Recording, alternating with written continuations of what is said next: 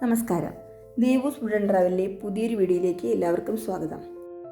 ഇന്ന് ഞാനിവിടെ തയ്യാറാക്കുന്നത് വളരെ ടേസ്റ്റിയും ക്രിസ്പിയുമായ ഒരു നാടൻ സ്നാക്കായ അച്ചപ്പമാണ്. അപ്പോൾ അച്ചപ്പം തയ്യാറാക്കാനായി ഞാനിവിടെ എടുത്തിരിക്കുന്നത് 3 കപ്പ് നൈസ് വറുക്കാത്ത അരിപ്പൊടിയാണ്. ഇത് ഏകദേശം ഒരു 500 ഗ്രാം ഉണ്ട്. പിന്നെ 1.5 കപ്പ് നല്ല കട്ടി തേങ്ങാപ്പാൽ, 3 മുട്ട, 1 കപ്പ് പഞ്ചസാര, 2 ടേബിൾ സ്പൂൺ മൈദ, 3 ടീസ്പൂൺ എള്ള്, 1/2 ടീസ്പൂൺ ഏലക്കാപ്പൊടിയും 1 നുള്ള് ഉപ്പും എടുത്തിട്ടുണ്ട്. അപ്പോൾ നമുക്ക് എങ്ങനെയാണ് അച്ചപ്പത്തിൻ്റെ മാവ് തയ്യാറാക്കുന്നതെന്ന് നോക്കാം. അതിനായി ഞാനൊരു മിക്സഡ് ജാറിലേക്ക് 3 മുട്ട പൊട്ടിച്ചൊഴിച്ച് പിന്നെ അതിലേക്ക് പഞ്ചസാര ചേർത്ത് കൊടുക്കുകയാണ്. പഞ്ചസാര അവരവരുടെ മധുരത്തിനനുസരിച്ച് ചേർക്കാം. ഞാനിവിടെ ഒരു കപ്പ് പഞ്ചസാരയാണ് എടുത്തേക്കുന്നത്. ഇനി ഇതിലേക്ക് 1/2 ടീസ്പൂൺ ഏലക്കാപ്പൊടിയും മധുരം ഒന്ന് ബാലൻസ് ചെയ്യാനായി 1 നുള്ളി ഉപ്പും കൂടെ ചേർത്ത് നമുക്ക് നന്നായിട്ടൊന്ന് അടിച്ചെടുക്കാം.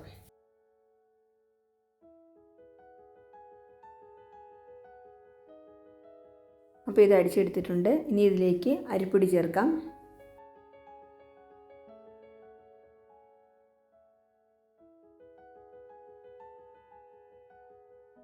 രണ്ട് ടേബിൾ സ്പൂൺ മൈദമാവ് കൂടി ചേർത്ത് കൊടുക്കാം.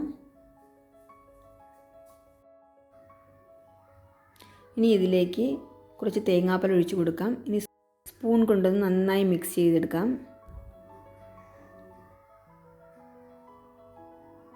കുറച്ച് തേങ്ങാപ്പാൽ കൂടി ചേർത്ത് നന്നായിട്ടൊന്ന് മിക്സ് ചെയ്ത് മിക്സിയിൽ നന്നായിട്ടൊന്ന് അടിച്ചെടുക്കാം.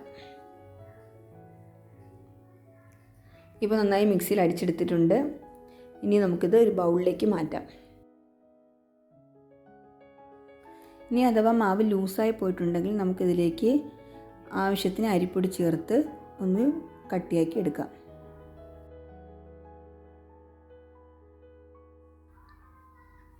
ഇനി നമുക്കിതിലേക്ക് 3 ടീസ്പൂൺ കറുത്ത എള്ള് കൂടി ചേർത്ത് നന്നായി മിക്സ് ചെയ്തെടുക്കാം.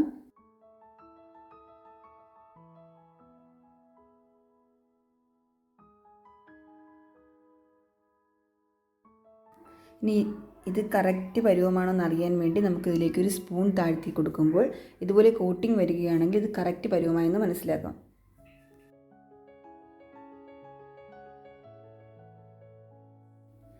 ഇനി അരമണിക്കൂർ ഇതൊന്ന് അടച്ച് മാറ്റി വയ്ക്കാം.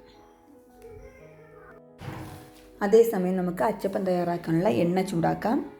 ഞാനിവിടെ അച്ചപ്പം തയ്യാറാക്കാനായി 2 തരത്തിലുള്ള അച്ചാണ് ഉപയോഗിക്കുന്നത്.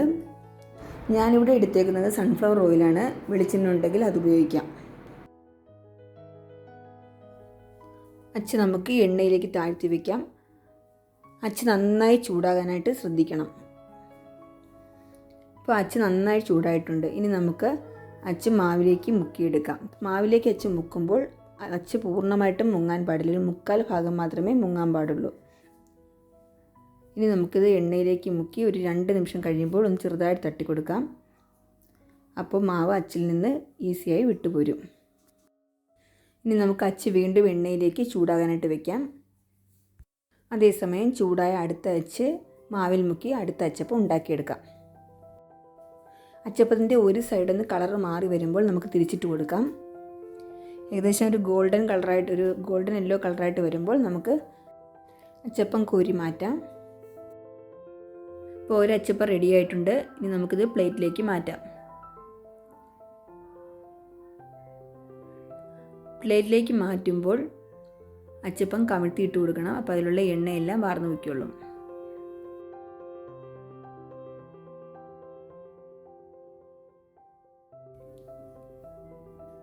ഇനി അച്ച് നന്നായി ചൂടായതിന് ശേഷം വീണ്ടും മാവിലേക്ക് മുക്കി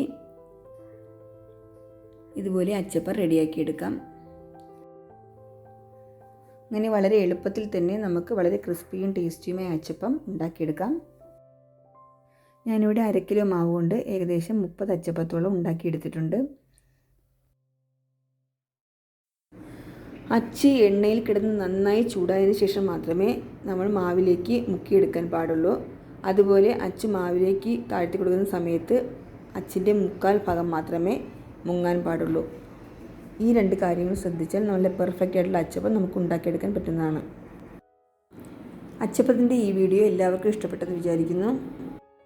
വീഡിയോ ഇഷ്ടപ്പെട്ടെങ്കിൽ ഷെയർ ചെയ്യാനും ലൈക്ക് ചെയ്യാനും സബ്സ്ക്രൈബ് ചെയ്യാനും മറക്കരുത്. തൊട്ടടുത്തുള്ള ബെല്ലൈക്കൺ കൂടി ഒന്ന് പ്രസ് ചെയ്യുക. അപ്പോൾ ഞാനിടുന്ന വീഡിയോസിൻ്റെ നോട്ടിഫിക്കേഷൻ നിങ്ങൾക്ക് ലഭിക്കുന്നതാണ്. അടുത്തൊരു നല്ല റെസിപ്പിയുമായി നമുക്ക് വീണ്ടും കാണാം. നന്ദി, നമസ്കാരം.